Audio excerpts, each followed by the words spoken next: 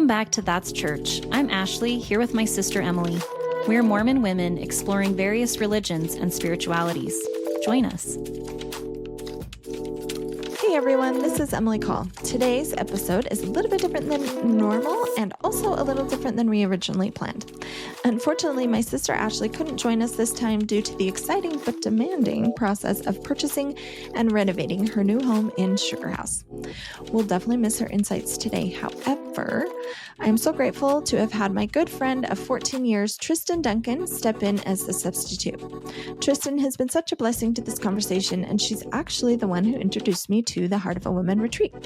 She first heard about it through the Leading Saints podcast and attended the retreat herself. After her incredible experience, she encouraged me to join her on her second visit, which I am so glad I did. Unfortunately, once again, due to some technical issues, her audio wasn't usable, so we had to edit her out, but don't worry. We still have an amazing discussion ahead, and our editing job was pretty dang good. Today, we're joined by two incredible women, Celeste Jensen and Melanie Meszaros. Celeste and Melanie are a mother-daughter team and the co-founders of the retreat Heart of a Woman, a truly transformative experience inspired by the teachings of John and Stacy Eldridge. Both Celeste and Melanie are deeply motivated by Terrell and Fiona Givens as well. They even sell some of their books at the retreat. Celeste has dedicated her entire adult life to ministering to women, helping them recognize their divine identity as daughters of a king. As a certified life coach, she's been speaking and teaching about building a closer relationship with God for nearly 2 decades.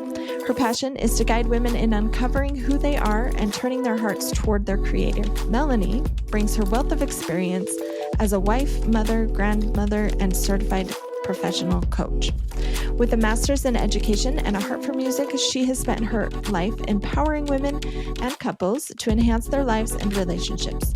Melanie's co-founding role at Heart of a Woman allows her to help women restore their feminine hearts and reconnect with God in profound ways.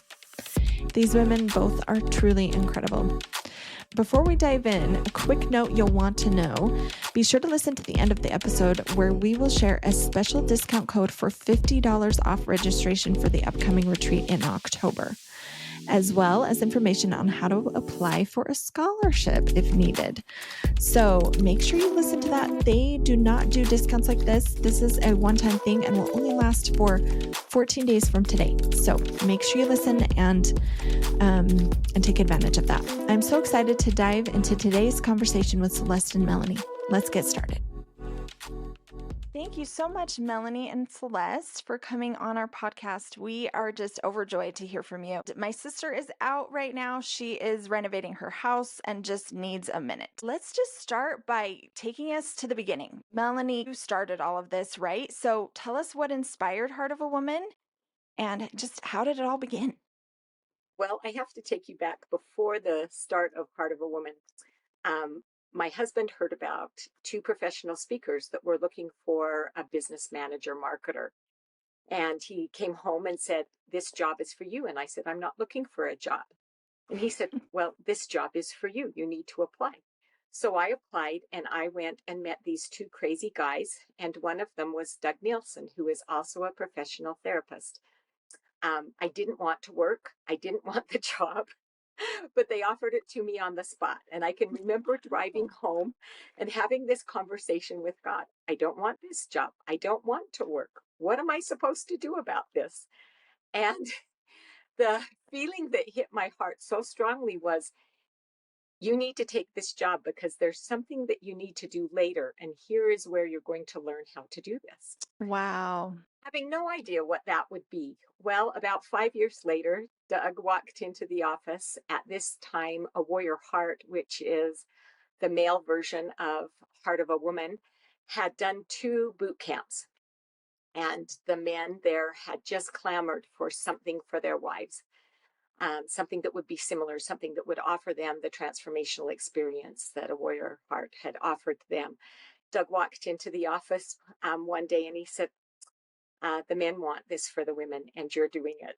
I said, "This is so far beyond me, so far beyond my capacity." And he said, "No, it isn't. And you can do this, and we'll support you."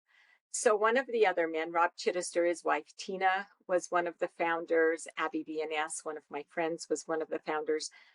And we went to Colorado to experience John and Stacy Eldridge's captivating retreat and learn what we were doing, what we should do. And we started the process in January, and we did our first retreat June 6th of 2010. 16 women came to that retreat. We hosted it at a luxury home. And I had no idea uh, the transformational power that women would experience. I was just blown away, and I was so humbled by that. Celeste came the second time. We did 3 retreats within 1 year. And then Abby and Tina stepped out of the picture, and it felt too much for me. 18 months later, the men came to me again and said, we're here. We're going to do your registration. We're going to do your website. You put a team together, but Heart of a Woman has to happen. So we put an all call out to alumni and said, who wants to participate? And 6 women stepped forward. The next retreat was held 4 months later. That was the first time we could go to Big Canyon. And we had 32 women at that time. And you've been to Big Canyon and you see the size of the yurts, and our presentation space was one of those yurts with all of the beds in it. Oh, It really? was so teeny and close and Interesting. intimate. It was really fun. That's so And cute. as their space has grown, we've been able to grow. And so now we host retreats twice a year at Big Canyon Ranch in Wanship, Utah. And we have between 80 and 120 women come every time. Wow. So amazing. I love it, and it's just absolutely an incredible retreat. It really is life-changing, I think, for so many people, for so many women. I love too that people saw the potential in you. I have ADHD, and I always want to do everything. Like I'm the one to be like, I think I'm going to accomplish this, and I have like these big dreams and goals, and people are like, I don't think so. And I'm like, well, I'll show you. But I love that you weren't even seeking it. Like that's kind of foreign to me because I'm always the one seeking it. I love that you weren't even looking for a job or looking to do anything in that realm, and people saw the potential and the talent in you, which is just so cool. And you are like, being around you, you just have this beautiful, calm energy that I think just makes everyone feel so welcome and comfortable and loved. So it's very clear that you are definitely the right person for this. Thank you. I'm really touched. You've brought me to tears. We don't ever see ourselves in the way that other people see us. And so that is truly not the way I see myself, but I'm so grateful if that's the way that other people feel in my presence, because that's what I would want them to feel in my presence. But you remember how at retreat we always say God's plan for you is his story for you is larger than your story for yourself. Mm, That is definitely true. so true. Yeah, I believe that. I've heard a few different ways of people explaining what this retreat, and my sister calls it Jesus Camp. And then I've also heard people call it girls camp, which it totally is. Like I've thought about that before. Like we need girls camp as adults, and I feel like this is the closest thing that I've come to um for that. So I love it. I love girls camp. I think Yeah. women seek relationship with one another, and women of faith are right now longing to gather together as women and to share what's in common. There is so much divisiveness in this world. Um, but women of faith don't want that divisiveness. And so they're wanting to gather together and look at all of the things that they have that are the same, and the things that we share in common, and the ways that we can bless and strengthen one another. And then we go out from this Jesus camp or girls camp or retreat, whatever you want to call it. And women have more influence in the world than we ever give ourselves credit for. And so the ripple effect when somebody comes home from retreat is so impactful in their own lives, in their relationships, in their family, in their neighborhoods, in their faith communities, in their communities. Look at what you girls are doing. You're not trying to do, you're doing this and taking this out into the world and helping people of many faiths come to have an appreciation and maybe even a little holy envy for one another. Yes, that's our goal. And mostly it's our goal for ourselves. Like, we love that people are coming along, but we just have such a desire to know people in it, to know the differences and also know the similarities. And so we just love it. And then we love, and it's absolutely a huge bonus that people are along the ride with us. So it's great, and great work that you're doing as well, of course, in that same realm. So Celeste, you obviously are right alongside your mom. You're very involved in the retreats. Can you kind of like break it down for us and explain what people can expect in these 3 days in the mountains with women, and tell us some of the activities and experiences people can expect? Yeah, I kind of wanted to break it down, like the mechanics of it, but then also like the spiritual side of it. So I'm going to talk Love more it. mechanics first. Okay. Our retreat is held, like my mom mentioned, in May and October up in Wanship, and it's on over 1,000 acres of wooded mountaintop. And so, if anybody loves nature and appreciates nature and doesn't want to cook for themselves, just come for those two reasons alone. The no cooking thing got me. That's where I was like, sign me up, Tristan. Yeah, coming home and preparing my own food is always one of the worst parts of leaving. But all of our women come up on a Thursday morning, and the first thing that they do is they check in and get assigned to a room. And we have two different places where people sleep. There's a yurt. So that's like a glamping tent. So if you wanted to go glamping, this is your opportunity too. And then there's a little bit of space in a lodge as well. And both places have bunk beds, and they have bathrooms and heating and windows that you can open if you get hot in the night. So temperature regulation is pretty good.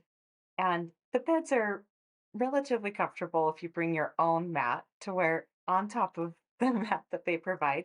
Because usually they host teenagers, and teenagers have really low standards of what their beds need to be like. And women True. have elevated theirs a little bit. But we do have people question, can I bring my CPAP machine? Is that going to be okay? And yeah, there's outlets and everything for that.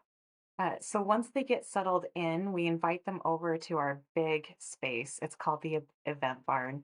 And if you can picture walking into a big open barn, like maybe one that people host weddings in, half of it is dedicated to food space, and the other half is dedicated to presentation space. And that presentation space becomes very sacred space.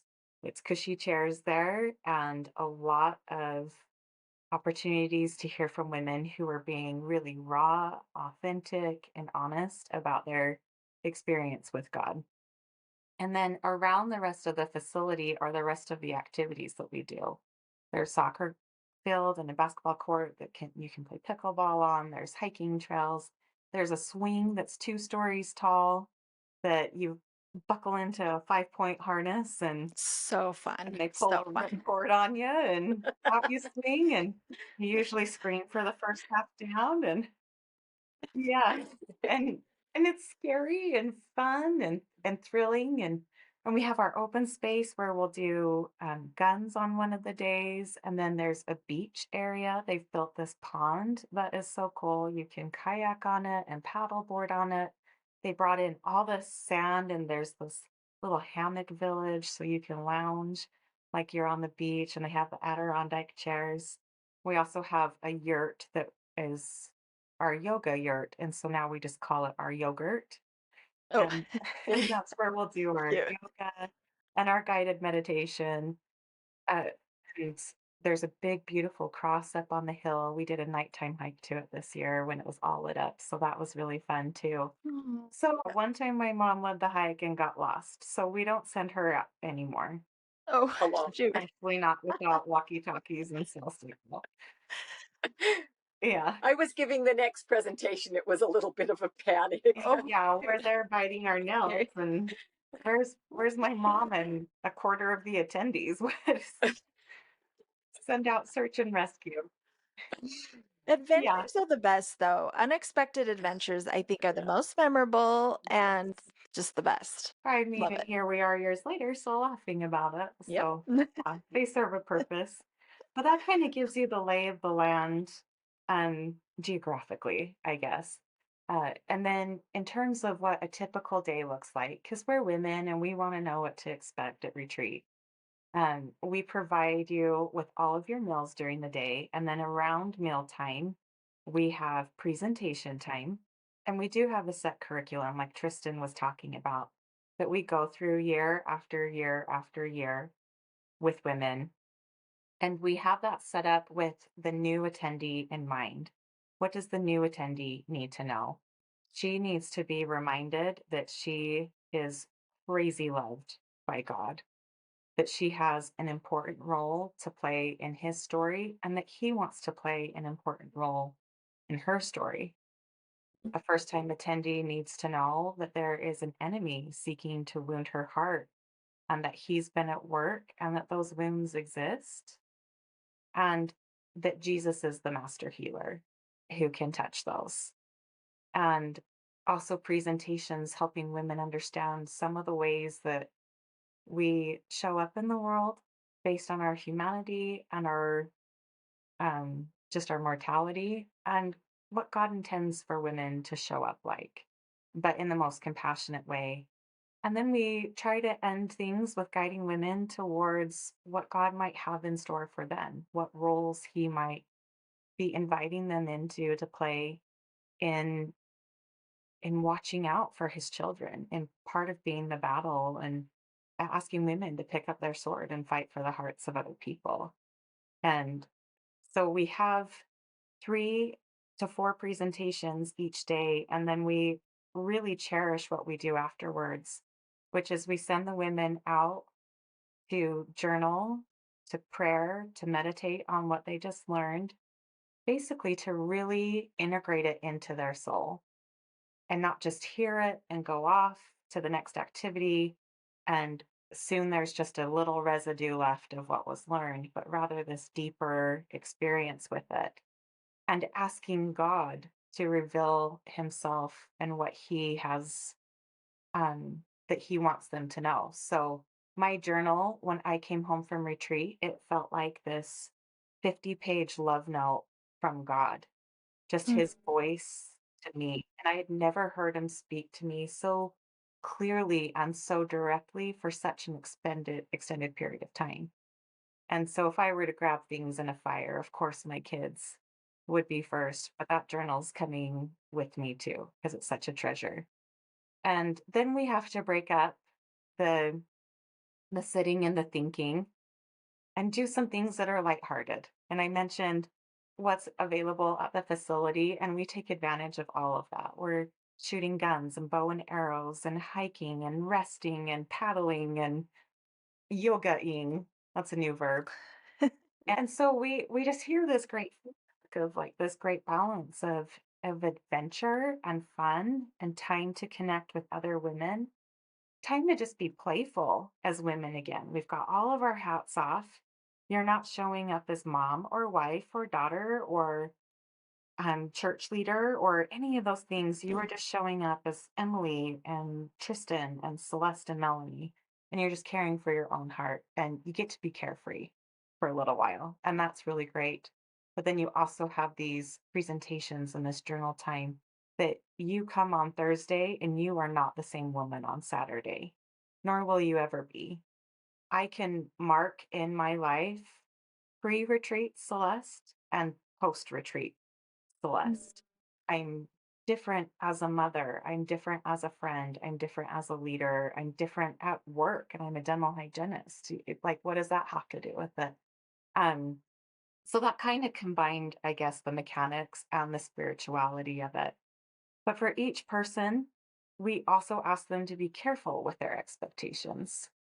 because they could come expecting to have the experience that Emilie had or Tristin had and start to compare their journey to somebody else's and be disappointed that God isn't showing up in the same way in their story or in their weekend. And the thing that we've noticed, and my mom and I feel this way, all of the team feels this way, that this isn't our retreat. This is 120% God's retreat, and He has allowed us to be stewards of it. And so God shows up for each individual woman in whatever way He knows their heart is ready for Him to show up. So for some people, their relationship with God has been strained and it's tenuous. And if He were to make a quick approach into their life, it would spook them and they would back off. And He understands that. So He shows up uniquely for them. For other people, He knows that He's got to come in swift and He's got to come in loud. And what's amazing is that at this 3-day retreat with 100 women, we can see God show up 100 different ways. And it's totally personalized to that little girl that He loves so much. I think one of the things that women also treasure, women who come and do this, they treasure unplugging from the world, unplugging from everything, their daily responsibilities, from the voices of the world, from responsibilities from people tugging on their heartstrings or their mind or their financial strings, all the things that people on the outside tug at. And if they truly come and unplug for 3 days, there is a rest and a renewal that comes into a woman's, not just her heart, but her entire soul, her mind, her body, her heart, everything. That renewal, once she has experienced it, then she can go back into her everyday life and in small measures continue to unplug from the world. Maybe it's only 5 minutes that she gets to unplug in a day, or maybe it's a part of a day. But whatever it is, she learns that disconnecting from the world and reconnecting to God is something that is just so restorative for a woman and something that she needs. I would love say desperately, needs desperately. Oh gosh. Yes, I have that in my notes actually to also mention because I think that is a really important piece of it. When I brought my mom and my sister the last time that I went, and my mom was really worried about the unplugging. And I was like, I promise you, it will be worth it. Like we're both, my mom and I are realtors together, and we're partners, and so sometimes we do have to be available to our clients. And so I'm like, we'll just set it up. We'll have our assistant cover us. We'll have a couple agents on, standby. And it was so worth it. And I think even she, she's like the ultimate, doesn't want to risk anything with a client or anything like that. I think none of us regretted that. And I'm so glad that you hit on the personal aspect of it, Celeste, because it is such a personal thing. You can go and connect with other women and get to know other women. And that's a perk of it, I think, as well. But I think it's always different. Like the first time, I've only been twice, but the first time that I went, I really just needed to be me and God. Like that's just what I needed. I was not in a great place, and that's what it was. Like it was absolutely, I went with Tristin. It was just the two of us, and I think she knew exactly what I needed, and she knew that I needed it to just be us. And she gave me the space that I needed to just be on my own with God. And it was life changing. It was totally life changing. And the time to reflect and meditate and pray and connect was so, so, so valuable. And then the next time I went, I connected with more of the women. I was just ready and I was in the place to be able to do that. There are a few things that we've been very intentional about in Heart of a Woman. And one of those being that we are not therapy. We are not self-disclosure in any way. In fact, we have the women sign an agreement at the beginning that they will not do that they will keep their lives, their experiences between them and God. They can get to know other women, but this isn't the place to, as my boss would say, verbal vomit or spew all of the hard things that are going on in your life. The only people that share are the presenters. And we do so very carefully and very, very prayerfully. So that's one of the things that we are absolutely not therapy or disclosure in any way. We want Heart of a Woman to be this totally safe place where women can come and explore all of that with God. The other thing that we've been very intentional about is being a non-denominational space.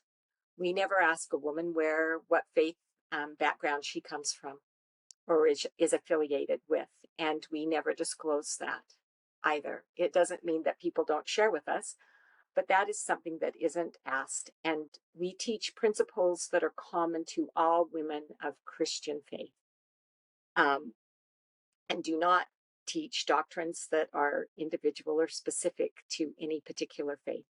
We want women to feel absolutely safe in coming wherever they are. We just want to create this space where God can meet them where they are and as they are with what they need at that particular time. A couple of years ago, I was just go going ahead. to add to that sometimes we hear the comment that women are nervous to go to a women's conference because they're afraid they're going to hear the things that they should be doing. And one of our presenters and executive team members, Christy, explained it as doing high knees. That sometimes as gospel women, it's care for your neighbor, care for your family, care for your spouse, care for your home, make meals for everybody, read your scriptures, say your prayers, like all the things. And it feels like we're like doing high knees and we're like all panting. And then sometimes we go to a women's function and then there's more that we should do. And so then it's, hey, why don't you juggle while you're doing your high knees? And it becomes this hustling, and that translates into our relationship with God. Like, if this is what he wants in the church, then he must be disappointed in me if I'm not doing these things. And then we run up against this feeling of shame. And we know that there are people that are leaving organized religion because of this like shaming feeling that they're experiencing. And so at retreat, we do not tell you anything else you should be doing.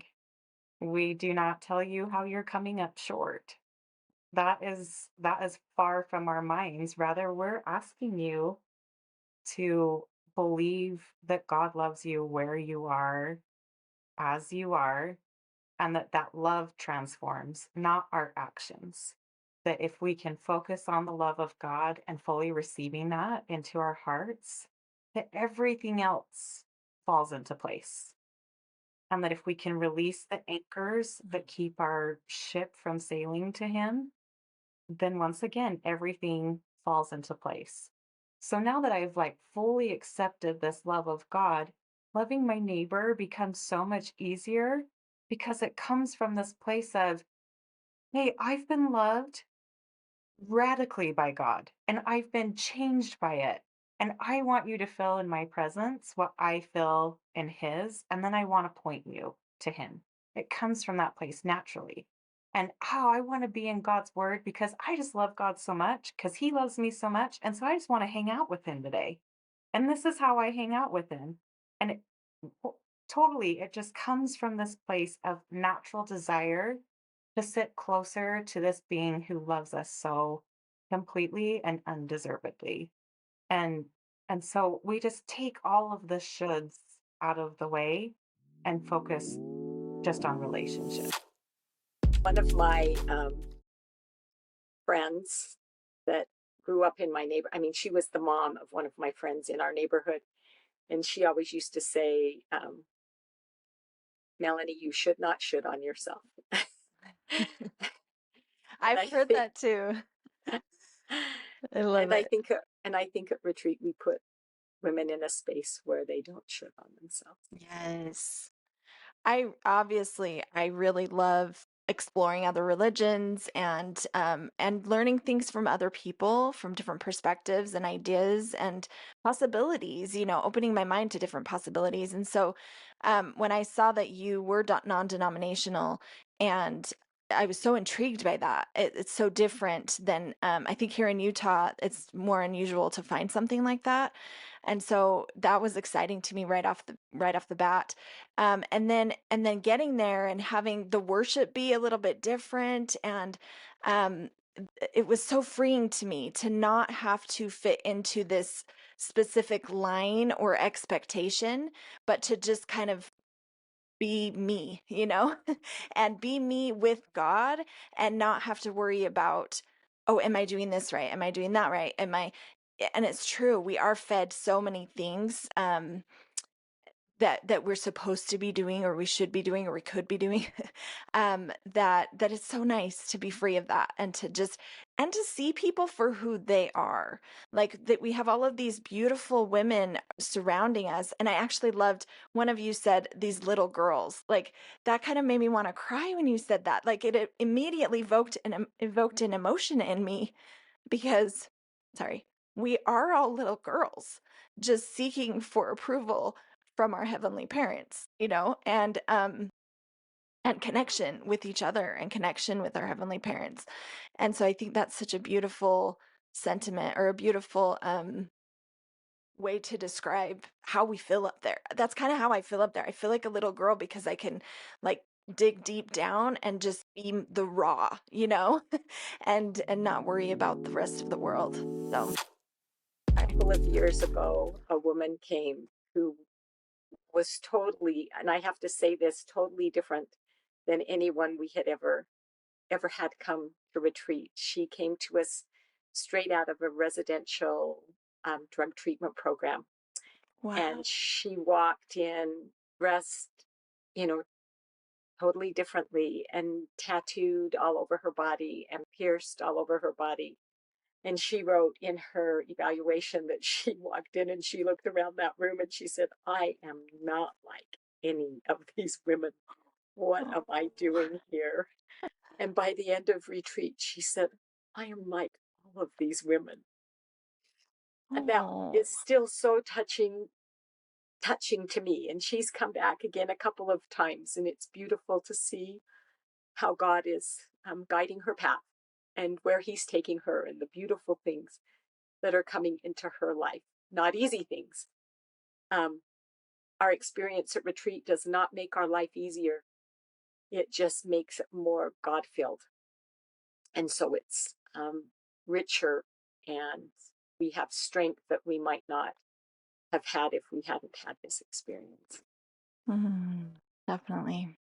My sister and I interviewed an imam from the Muslim church, and they don't believe in, like, a hierarchy in their leadership. And he said something that stood out to me. He said, the man in the back with the tattoos, and maybe he's homeless or whatever, may be closer to God than I am. And I'm just put on this pedestal because of the things I'm preaching, but he could be closer to God, and that's what really matters. I love that you talked a little bit about the difference in worship. When Celeste came to retreat, she saw a mother that was totally different than the mother that she was raised with. I was a pretty uptight mom. I just wanted all things good for my children. And Uh-huh. so I was uptight. I would say I was a little controlling. The word that we've come up with in the family for my pre-retreat life was religion. I was religion. And then she came and I introduced worship music to the women. And there's her mother up on the stage praising Jesus in a different way than she had ever seen. And it just Yeah, it just one of about the sent big her off her shockers of chip. But that's the beautiful thing, is that yeah. And it's funny I that love it. I love it. I mean, in and Utah, so we I don't just listen to a lot of worship music at our, predominant faith and with our hands raised, but up there we do. And in any other state, I think that would be like pretty normal for people. But we do use music a lot because 3 minutes of a song can speak to the soul in a different way than an hour of presenting. There's something about that combination. And there are so many amazing Christian musicians that are totally guided to write music just for me and just for you. And so we're really prayerful about what music we choose. For every one song we pick, there's 20 we had to leave behind that we loved. And so we really try to let Mhm. God write the music of retreat and speak to the women through music. And on day one, they're a little bit nervous. And on day three, we can't get anyone to calm down and sit in their chairs. So it's awesome. I No, love that part of it. Yeah. One thing I didn't expect that was kind of surprising to me, but so valuable, was the discussion about men, or kind of the presentation about men, and kind of helping us to see men a little bit differently and help us to make our connections a little stronger, or get through some of the things that we struggle with men in our lives. And I like that it wasn't specified to just your husband, because not everybody's married. And also, I may not have an issue with my husband. And actually, at the time, I was having an issue with my birth father. And so it was so helpful to be given some tools to kind of help to see their perspectives, and help to see how we kind of mesh together. And also, it made me want my husband to go to the men's retreat, because I'm like, I want you to understand me a little better now, which he has not yet, but maybe someday. He has to go with someone. If someone will go with him, then maybe he'll go. He'll go, but one of his friends.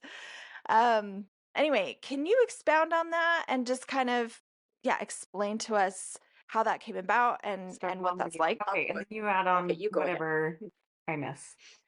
Um, Years Okay. ago, when we did that all call to the women and asked alumni if they would be interested in helping, we had a meeting and there was a comment made, and it has stood out in my mind for a long time. Can we not have a man be there doing our audio visual? And it was this desire to cut men out because men had been the source of wounding in this woman's life. Father had been, spouse had been, child had been. And so it was this multi generational wounding from men. And it was interesting that she mentioned that, because we do this presentation on trying to understand the heart of men through the lens of a loving father. And what happens in our world is that we're pit against each other. Women are the enemy to men and their happiness, Mm. and men are the enemy to women and their happiness. And there's good reason that we've had feminism crop up. We needed more equality. And so that's not so much the issue, it's the issue that our enemy has placed in our minds that we are enemies with our male Hmm. counterparts, and that it's their fault that we're hurting. And that depends on your circumstances and your story. Being wounded by a birth father, the messages carried with that are so deep to a child. I'm raising an adopted little girl, and she has the hardest time loving herself because she wasn't loved enough by a birth father to keep. And so there's real Oh. stories there of real hurt. But what we seek to do is to give Mhm. God's truth and God's light to this story, that we are God's little girls and men are God's little boys. And just like we are wounded and we are hurting, and sometimes our hurtful behavior comes from a place of our own woundedness, our own insecurity, our own fill in the blank, that God's little boys have a story that's worth compassion as well. And in a conversation with another one of our presenters and team members, whose spouse has struggled with sexual addiction her whole life, she said that at first, when she started doing work to heal from the sexual addiction, that there was just this animosity towards men that she was experiencing. But once she got into group therapy and heard the men's stories, she told me that there's not an addict that she does not have compassion for. And so when our anger towards each other and looking at each other as the enemy disappears, then we can look at who's the real enemy. And then we can look at who's the real God. And our energy and our focus isn't on each other and pitting against each other and the hurt that you caused me and the hurt that I caused you, but rather it's compassion for your story, compassion for my story, and let's work together to fight the real enemy, which is Satan, and to focus on the real Almighty, which is God. And that is the last place that Satan wants us to be. He wants us wrapped up in other battles so that we can't see the larger battle. And so, truly, the goal is to understand a man's heart enough that we can have compassion for them and then move forward in our lives as a compassionate counterpart. It doesn't mean that we live without boundaries. It doesn't mean we put up with abuse. It doesn't mean any of that, but rather that we just show up in a more supportive, compassionate role. What would you add, Mom? I would just add that one of the powerful experiences that the women will have at retreat is at the end of that particular presentation. Our AV person, who is always up to this point has been male, comes to the stage and offers an apology to the women that she may never hear from the man or men in her life who has wounded her. And hearing that apology from another male, feeling that compassion back. Here we've asked her to give compassion and understanding. But when a male stands there and gives compassion and understanding in return, almost as if he is Heavenly Father speaking to them, these are my sons and they have hurt you. And I'm offering this apology, this and asking forgiveness. It's just such a powerful and beautiful experience. And so many women have mentioned to us that that was one of the most healing experiences that they had at retreat.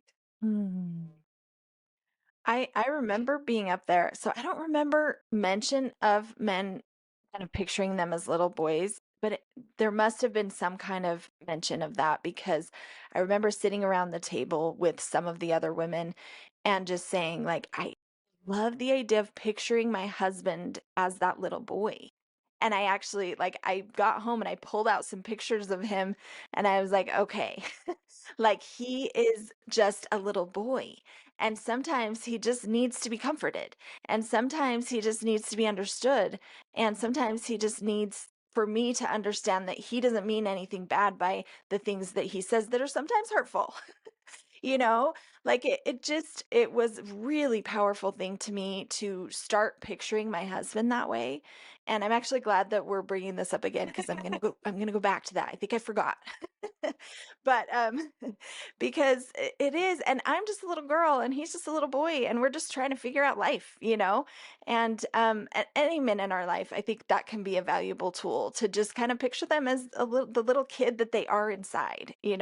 So I'm glad that you hit on that. But yeah, and it was so powerful. I loved that part too, Melanie, where the man stood up and apologized for all of the things, because there is a lot of damage, unfortunately, that can be done.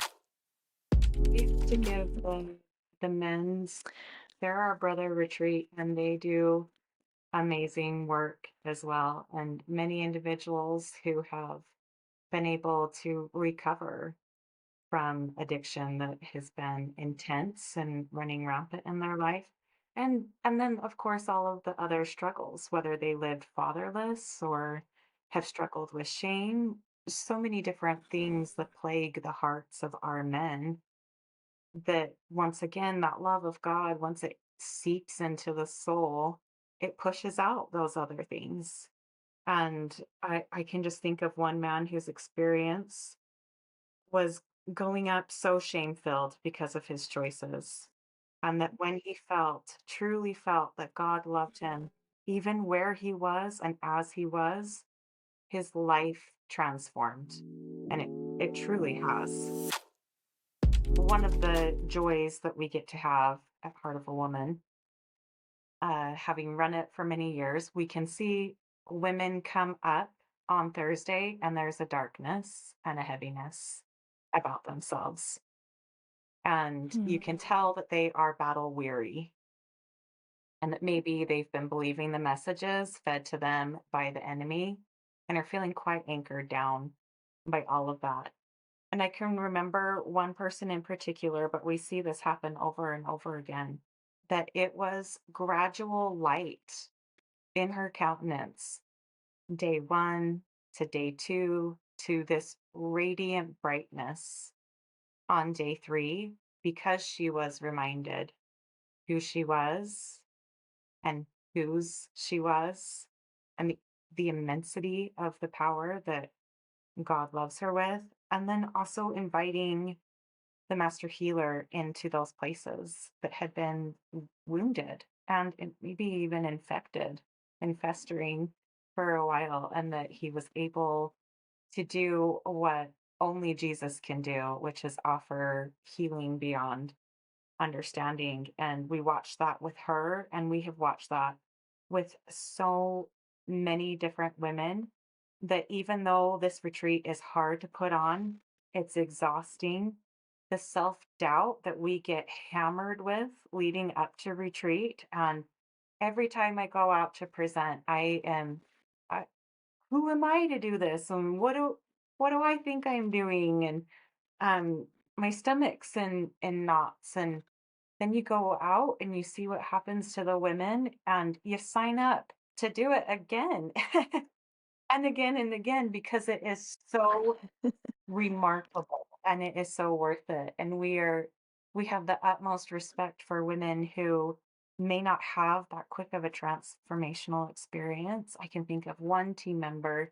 We asked the women to um, go to God and say, if you were to give me a nickname that's just between you and me, what would this nickname be? And for me, for my mom, the name came instantaneously. And multiple names have revealed themselves over the years. And sometimes, if I want a name, I just ask him for his stamp of approval for the name that I've given myself. And he's usually pretty cool with it. And, but we have a team member that she had been coming probably over 5 years, 6 years, and just staying in this wrestle with God and allowing him to reveal that when the time was right.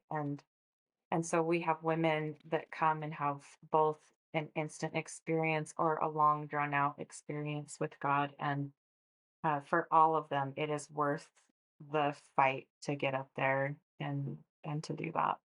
I think it's so, like I said, it's life changing, and it definitely is. But there's a reason that we repeat a lot of things over and over again. And I definitely I really wanted to do this interview with Yeah. you guys because I want to find more people. Like Tristan and I have gone a couple times, but I think it's important for other women to experience it as well. However, on a selfish note, like I feel like I need that rejuvenation every once in a while, and the reminder. So I'm like talking to you, I'm like, hey, I'm going to register. But and hope that you just continue to do more or make it bigger or something, because I don't want to prohibit others from being able to experience it, but I also need it myself. A couple Can more, I speak? like, over and Can over. I speak? Can Yeah, I yeah, speak yeah. to that just a little bit? Yeah, for sure. Um, we believe this in the core of our beings, that invitation to attend retreat, whether it's your first time or your 15th time, it is an invitation from God. Yeah. And He makes space. He's made space for us to do it 2 times a year. He's made space for Big Canyon to expand. And so instead of 32 women, we can have 120 at the max.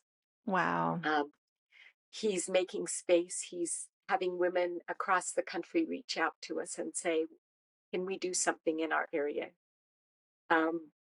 We just know that if you've received an invitation, if God is speaking to somebody and saying, please come be with me for this weekend, that you need to come. You say, yes, I will come. I will invest this time with you. I will sit with you on a mountaintop and commune with you. I will learn who I am and I will learn who you are. And that's the beauty of it. So if you're feeling that invitation, just say yes and come. And we will wrap our arms around you and we will love you and care for you and speak words of encouragement to you for the weekend. That's the beautiful job that we have. Or be the person that invites someone else to come along with you. And I think that is helpful to have a friend, to have somebody. It was very helpful to me to have Tristin with me. She was brave and did it on her own the first time, but I don't know if I would have been. So that is helpful. If if you're a listener and you're interested, definitely go and take a friend and experience it together. I rationalized it by saying like it's cheaper than a 3-day trip with with a nice hotel and and food. You have to pay food anyway. Your food is covered, your lodging is covered, and then therapy as well. That's Even though it isn't therapy. that's not intended. Somebody calls it. Yeah. But it feels Yeah. like therapy. Healing of your soul is priceless. One of our attendees said, I didn't know I was coming for God therapy, but he was better than any That's a office great I've way. ever Yes, been in. totally. Yeah. That is a great way. Yes, God therapy. It is God therapy. I love it. Okay, so I'm glad Yeah. you're laughing because I wanted to end on a lighter note and ask you. We're asking all of our guests this season to share either an embarrassing moment. It'd be fun to hear an embarrassing moment from one of your retreats, or maybe a fun fact about yourselves that your attendees might not know, or both. Okay. So here's a fun fact about us Yeah. for retreat. We always have a pre-retreat nightmare. One of us does, or all of us do. And that's how we know that we're getting really close to retreat and that it's on our mind a lot. And my mom has had a nightmare that the kitchen served frozen Uncrustables. And that tells you how much a good meal means to her, that that would be her nightmare. Mine was that I got up and nobody wanted to listen to what I said, and the AV guy said, "Well, just stroke my lucky hair." And he had this like beautiful long Jesus hair, and I stroked his Jesus hair, and then everything was better. I don't know. I kind of feel like every presentation is kind of like an embarrassing moment. We always do something in there that we wish was different or better. Yeah, but I can I share the funny story that you wanted to share, Mom? I'll share it. So I already alluded to the fact that I was kind of a serious, rigid mom. And my kids aren't used to me telling jokes or teasing or pulling pranks. That just isn't a thing that happens very often. So one night up at retreat, I was on the bottom bunk and Celeste was at the top bunk. And she had stayed out in the event barn really late working on a presentation. So she came into the room about 2 o'clock in the morning. And I'm a really light sleeper and I heard her come in. And so I just planned that when she was climbing up into the bunk, I would just reach up and yank her leg. And so I did that. And she's like, now's the time you're going to pull a prank at me on me. We did. I think we wrote We did, and they all laughed because they knew how out of character it was as well, and it scared me so much. And so kind of the joke is if you act like you're not going to be a prankster for 63 years, then you can really pull one on on somebody. Yeah. I Yes. love that it was planned too, She's that you're like, laying okay, when there she all comes back. this. I'm just laying in bed Yeah. thinking about what can I do. Yes. It was fun. That is so cute. I'm surprised that you're not Yeah. normally a prankster and that you were more strict. You seem so fun and yeah, kind of. I mean, you're also very good at being serious and meaningful. Right. So I don't know. My children will tell you in fact, I remember the night, after we had maybe done one retreat and we were sitting around the table, all of the children, were already married and gone, except for our youngest son. And we were sitting around the table and they said, Mom, you are so different now. We are really liking this. We're really liking the heart of a woman, Mom. Oh, And I think they liked and loved me before, but yes, of course. but I would say that heart of a woman it's just transformed my heart so much. There's definitely something special about watching people change in a positive way and surprise you. My mom always says, I love when people surprise me. Like you expect something and something else comes out. Like that's the funnest thing, you know? My mom's actually the opposite. She's so fun. And actually at the retreat, I took her and I was like, Mom, there's quiet moments. You have to be quiet. Like, she could not wrap her mind around that either. The phone thing and the have to be quiet thing, she's like, I don't know if I can do it. And she struggled. She struggled. I multiple times, Mom, remember, this is quiet. There's something about connecting spiritually, but also connecting on a fun level too. So I love that you have the adventure part as well as the spiritual, yeah, and the connecting. I know that there were pranks that happened in that room. I'm trying to I know, but it's not as unusual for us, so I can't remember what it was. But there were a couple things. I can't even remember what. I'm gonna call my sister and ask her. Oh, it was water bottles. What did we do? Oh, we put them. We emptied them and then put them in the bed. And then when my mom Yeah. came and sat down, it was just a loud noise. It's kind of lame. It's kind of lame. Okay, I think it's funny. thought it was cooler. So Especially if you were to lay down and it's okay. crunch. Yeah. I think that's all it was. It was just silly. Yeah. But that's fun too, to be silly. Okay, so let's just end by you explain to us when your next retreats are. You mentioned something about Georgia, which is so exciting, and tell us how people can register and any other information that our listeners might need. Yes. So our website is theheartofawoman.net. And that's where you go to find out all of the information about our next events and how to register for those events.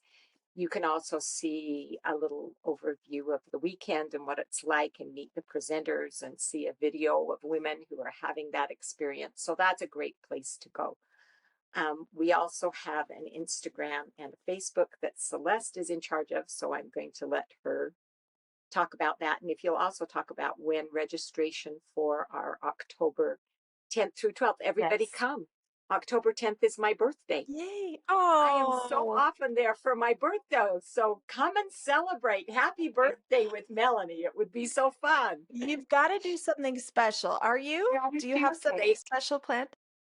Yeah. For my That's birthday. our special Yeah. thing. Retreat is Okay. the special thing. Yeah. Okay. Okay. We I will. love it. My husband said the first time retreat was on my birthday. He said, don't you want to be with me on your birthday? I said, I love you and we can celebrate my birthday anytime, but I would really rather be with the girls for my birthday. Thank On you your very much. birthday. What can be better? Mm. Yeah. What better gift is Yeah. that? That's just like, Yes. Uh, yes. So True. we're True. we're on social Okay, media Celeste, hit too us with the Instagram now, stuff. just starting. And I mean, Emily, you've got more experience with this. So we've had to swallow the tough pill that people have to be on social media and have digital presence. And so we're breaking into that right now, and I don't totally know what I'm doing, but we're trying to give people behind the scenes looks at what retreat is like so that they have fewer questions and less fear of the unknown. And then we're going to have inspirational messages there as well, and little snippets from team members and other attendees about things that they learned at retreat so that people can start to hear the message of retreat, what we're saying up there that's so impactful, and start to, I don't know, be touched by the truths that we really like to focus on. So our for Instagram and for Facebook, it's the Heart of a Woman. And you can find us both places there. And then our next retreat, like my mom said in October, our registration opens up for that June 1st. And we have sold out many times within 24 to 48 hours. And so we definitely recommend for people Wow. to plan ahead. But where this is going to be airing in June or July, it is good to know too that we have increased our capacity. And so we have room for everyone. And one time there was 90 people on the wait list, so we decided to open up a second event. And we did 2 events in 1 week. So one way or another, we are going to get your cute selves into retreat and let you have this experience. That's awesome. Yeah. There's so now we have increased space. So this is so timely, Emilie, that you're saying that you want to get the word out to more women to come because the Yes. space is there to be able And to come. Yay. yes, That's I so was gonna exciting. Tell us about mention Georgia. that too. So Oh, Yeah. there's kind of this like buzz in the air that we can feel that God's getting ready to do things. That he's let us get retreat to a place where it's like a pretty well-oiled machine, and then is saying, we're about to go out of your comfort zone. So buckle your belts because here we go. But raise your hands on the ride if you want. So in February of March in 2025, we're expanding into Georgia so that we can reach those that are in the South that are wanting to come. And our retreat is starting to get more representation from a variety of states. And so we expect the expansion to just continue from there. We have people from New York coming all the way to California. So coast to coast, we'll have attendance. And maybe one day we'll go to Australia.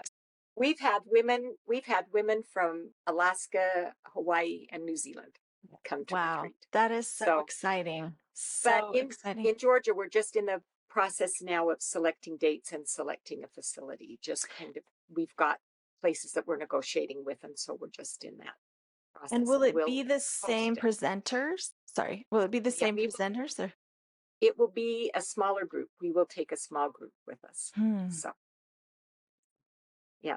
So great. So great. I love that you're expanding and following your hearts to where God takes you. I served a mission, and I feel like every time we were comfortable, as soon as we were comfortable, we were made to be uncomfortable throughout my entire mission. That's kind of a theme probably of most LDS missions, but I see that in my life too. And whenever there's an uncomfortable moment, I'm like, yes, I'm going to embrace this because I know there's so much growth to be had from it. So I'm glad you're embracing the uncomfortable and providing more opportunities for more women, because there are, all of God's children deserve opportunities like this. So I love it. Love it. Love it. Thank you so much for listening to this episode of That's Church. We truly appreciate your support and hope you found today's discussion as inspiring as we did. Don't forget to follow us on Instagram at That's Church Podcast to stay connected with all our latest updates, future episodes, and great clips.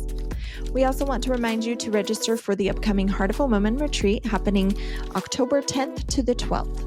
Visit their website at theheartofawoman.net to find videos, information, and to meet the presenters. You can also register directly on the site. This retreat is an incredible experience, and spots sell out within 24 to 48 hours generally, so don't wait. There are still about 40 spots left thanks to the increased space this year, so hurry and jump on that. Plus, we have an exclusive discount code just for our listeners. Use the code That'sChurch24 to get $50 off your registration. But hurry, this offer is only available for the next 14 days starting today. If finances are a concern, don't worry. Heart of a Woman has generous donors who provide scholarship options. Applying for a scholarship is quick and easy. Just head to theheartofawoman.net, scroll down a little, and click the scholarship application button under the second registration button. Remember, the discount code again is That'sChurch24 for $50 off. Follow Heart of a Woman Retreat on Instagram and Facebook at The Heart of a Woman for updates. We hope to see you at the retreat. Thanks again for tuning in, and we'll catch you in the next episode.